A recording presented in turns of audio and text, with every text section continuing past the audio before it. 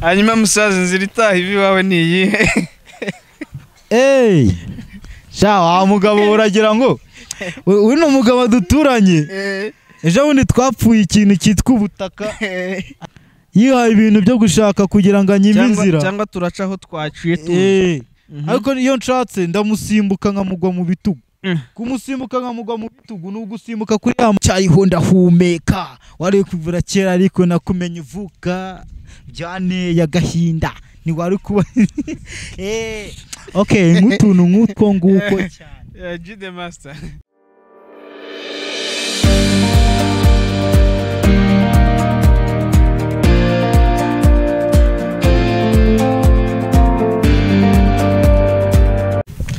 Rwandan people, this is Vanti Motivations. Murabibona tuba twipampye twiteguye iyo tujya gushaka amakuru. Mu minsi ishize umuntu yarampamagaye arambwira ati yo musaza Kurezo njye nitwa G the Master undi umuraperi. Sinabonye mukora ibintu byiza ndashaka uzansure tuganire nkubwire nguhe imirongo itandukanye unamfashe gutuma abantu bamenya ibyo nkora. Uyu munsi rero nagiye gusaka umusore bita G the Master ariko ndabona yituriye mu mashanyarazi wa giye gushaka G the Master. Reka mfate phone mukubire menye aho aherereye kugira ngo tuze kuganira fresh. Kugira ngo tuganire ubwo aza kumbwira aho ari.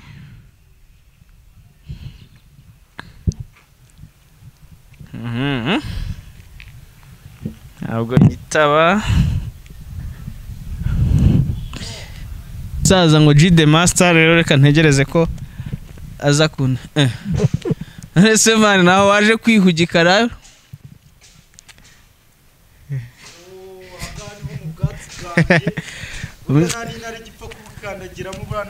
Wanyuze hese ngusange twiganirire tuyamene. Abantu mwe mukurikiye Vanti Motivations murabona ko umuntu twaje kureba ari agatangaza. Sinzi kugira ngo mugereho icyo biri buze kunsaba ariko reka ngerageze mukanya. Wowe kora subscribe ibindi ikiganiro cyacu nakagaruka. So mukurikire rero tugiye gukora tugiye kureba uburyo tugera kuri G the Master. Banza umfashe kano kantu. Ndeba uko nkugeraho. Mfasha naka ngaka. Ndeba uko ndi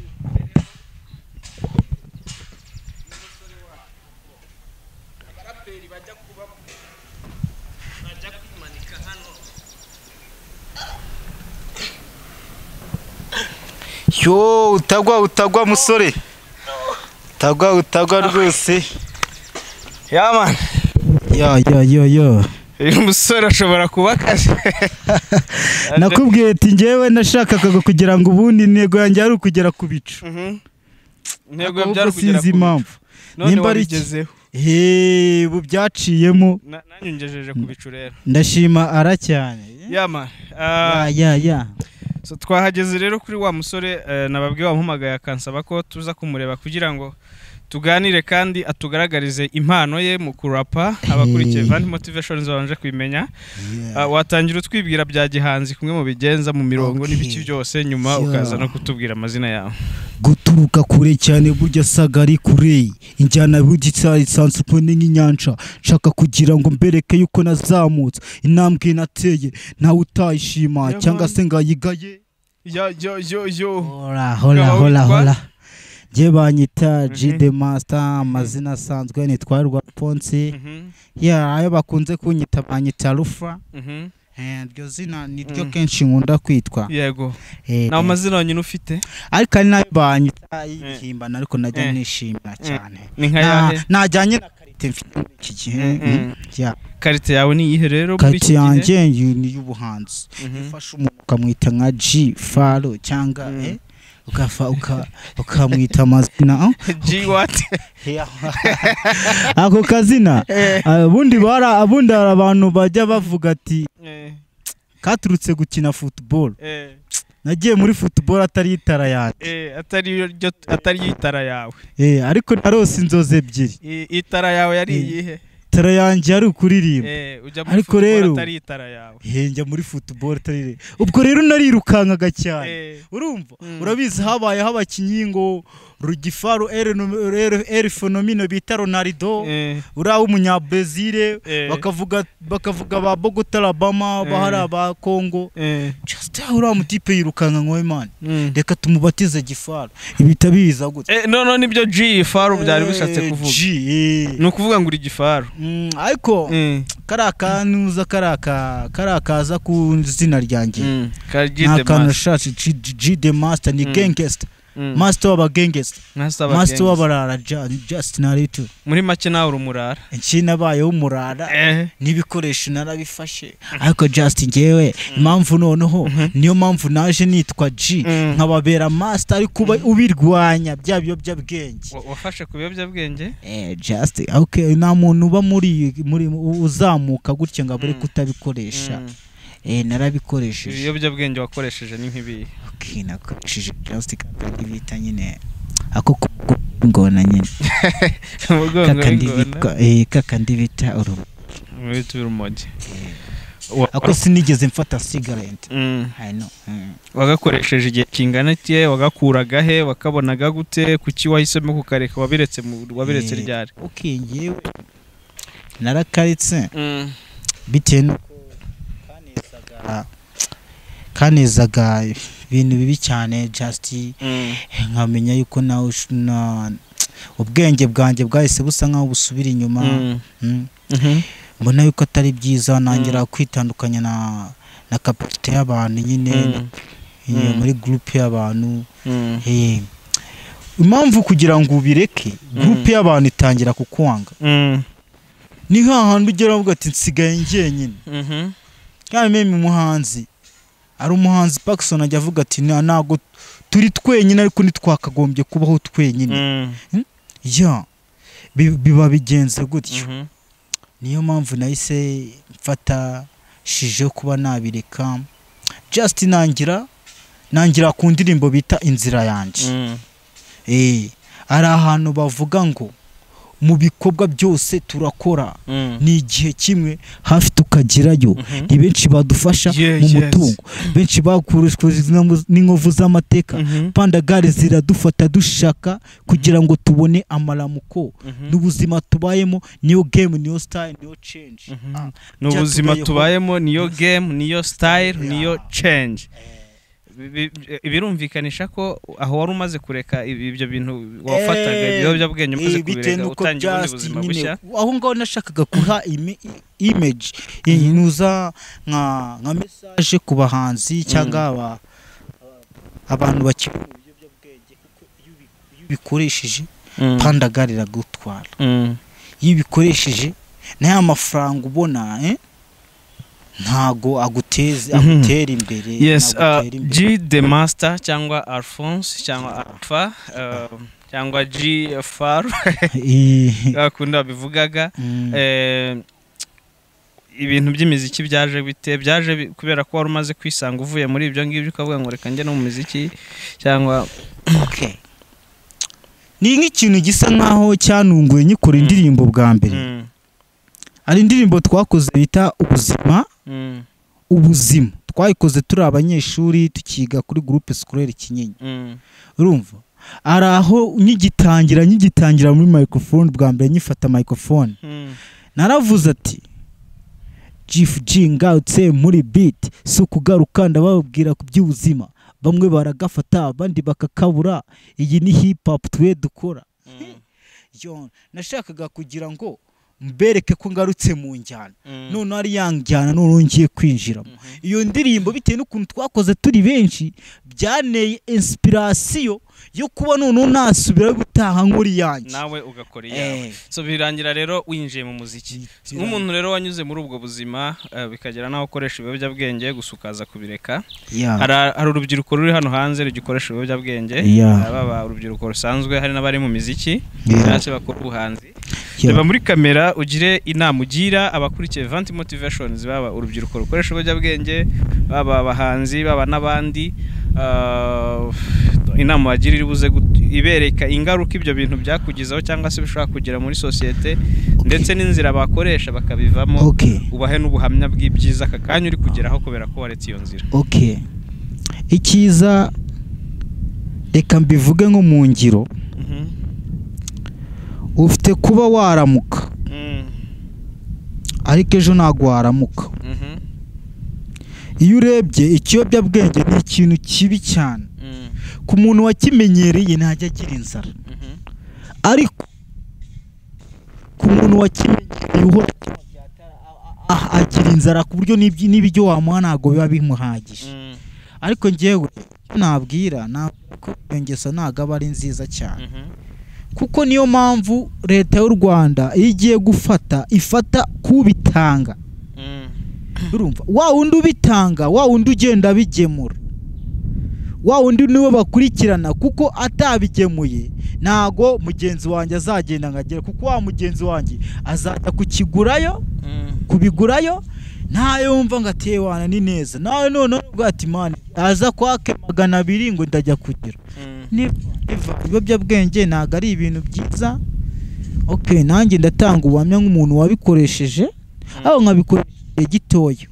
Impact nahuyemo nazo zatumye tambireka, natangiye kugira impact ku mutima, nangiye kurwara ibintu bijyanye n'umuvuduko w'amaraso, just ewana ari n'igihe ewana byari bigeze ku marembera, just ngiye gupfa.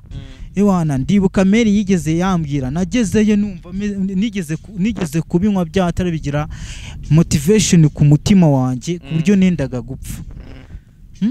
Biba ngombwa yuko mu rugo bagira ngo ni amarozi, mu rugo bigeze bagira ngo ni amarozi, ariko narabibahishe. Kwa kundi nyine kiri ku bantu, kiri mu bantu, ikikurimo ikintu kiba cyarakubayemo ikiyobyabwenge ntabwo utobora ngo ukivuge. Niyo mpamvu rero mfashe umwanya ngiye nkavuga ati iyi style ntabwo aba ari style y'ibiyobyabwenge, nta garanti gira. Ewana ni nka kwa kundi nyine umuntu avuga, umukristo avuga ati style y'ibiyobyabwenge ni nko wamurira abantu bavuze. Umuntu asa nkaho ari kujya mu muriro, usa nkaho ari kujya mu muriro. Kuko sinzi ukuntu abantu bajya bavuga, ariko umuntu watinyutse gukoresha ikiyobyabwenge abagana mu kwiyahura. G The Master rero reka tushimire ko twamenya aho uri tukaganira, ukadukubita no ku mirongo, ukatwereka ko style ari ubuzima bushya n'impinduka. Ariko kandi dufite n'amakuru ko ari mu minsi mike uri buze gushyira video y'indirimbo yawe hanze. Ubwo nimara kugera hanze uzaturya kara, twongere tugaruke tuganire, uhe n'abantu imirongo byatari. Okay. G The Master ni wa muhanzi utazabatenguha, ya ntwari itazabatenguha ku rugamba, ni wa mugabo uzavuga ibintu uko biri kandi bikagenda uko biri. Mbese ni wa wundi abantu bari barabuze, wundi noneho ubu ngubu ibintu bigiye kugenda mu buryo, urumva ari ahantu umuntu ava ari n'ahantu agera. Just okay, ndabashimiye cyane kuba mwansuye muri urugo rwanjye, nubwo musanze nyine nabimaze. Nabona wibera mu birere nk'inyoni. Nibera mu birere gusa nifuje kubana n'inyoni. Ahantu rwose wibera ni mu birere, utembera ureba umujyi w'iwanyu rwose. Ariko uraza aha hantu iyo niterera agatebo aho ngaho kureba mu harahakurya, uri no kuhafatira agacupa. Bavuga ati ariko se kuki abaturage mwese mutatura ahantu nk'aha ngaha. G The Master dukubita imirongo ya nyuma rero dusezera abakurikiye Vanti Motivations, tuzaba tugaruka. Iteka n'iteka nzahora nshima Imana, barebe ngabariya iteka n'iteka nzahora nshima Imana yankuye mu bwigunge. Ubu nsigaye nitwa G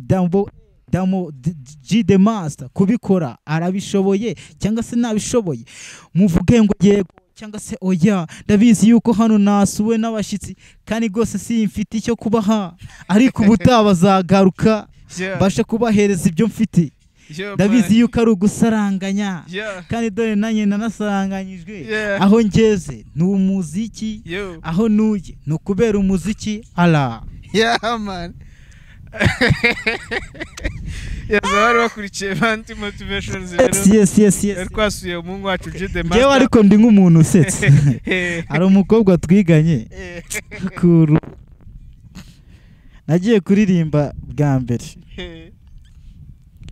nigeze naririmba indirimbo ya Jay zaseti ibirenge na bamwe mu batunzi bya mirenge dutunze ifaranga mbanga nje n'umwami uganje ifaranga ntahari hano ndi gukubita kubitano gati dutunze ifaranga mbanga nye n'umwami uganje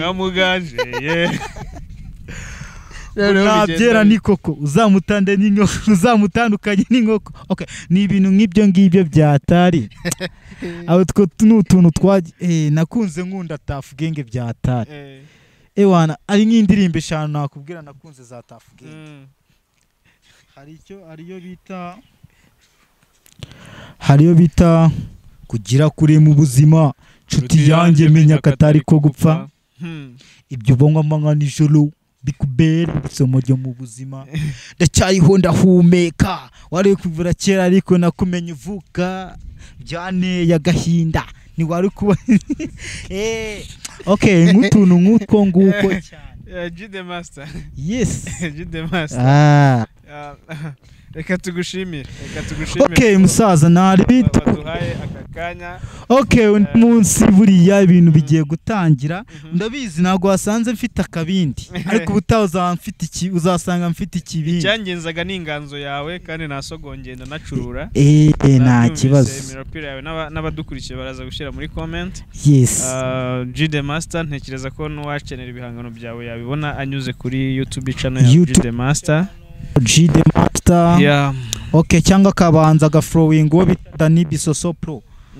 mufata nka grafrere wanje nari ariko n'ubumbereyeho byatsari yeah sure okay ni umuntu tubana gutya n'unkurikiranira ibintu by'umuziki wanje maybe nago nkuru umuziki ntabwo nifuza kuba nakura umuziki kandi mfite impano mfite impano yo kuba nakina comedy mfite impano yo kuba nakina filime ngende umuntu wiyumvije nicaye ngatekereza ngatinda vuga ati wicaye ugatekereza ndatekereza ndavuga ati ngende umuntu wifitemo impano kandi ngomba kuyigaragaza hasi no hejuru ngende umuntu uzatungwa n'impano yanjye just ako kantu niko nari nshatse kugira ngo nkubwire tunagasoreza yes urakoze cyane rero ciao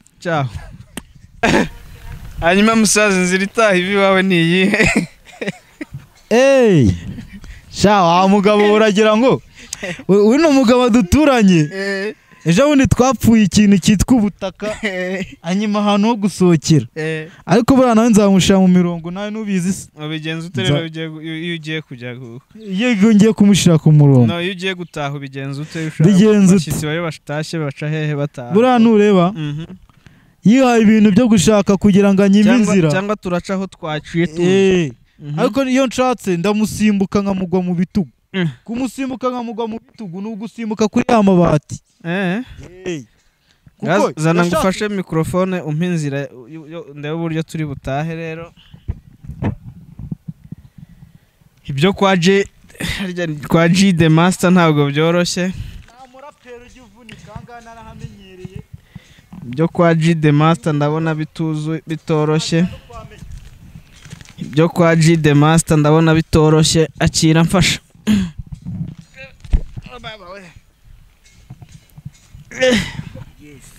ibyo kwa G the Master ko mbona bitoroshye mfasha ni ntabwo biba byoroshye ariko imyaka mamaze ewana ntabwo mba nifuza kuba nahava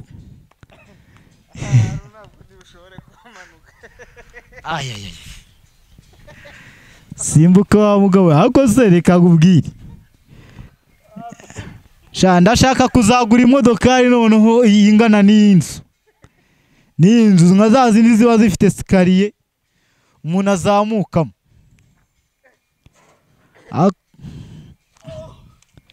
abazamu babashije kugukingurira se abazamu bakinguriye so musaza rero it was very nice guhura nawe yes good twaganiriye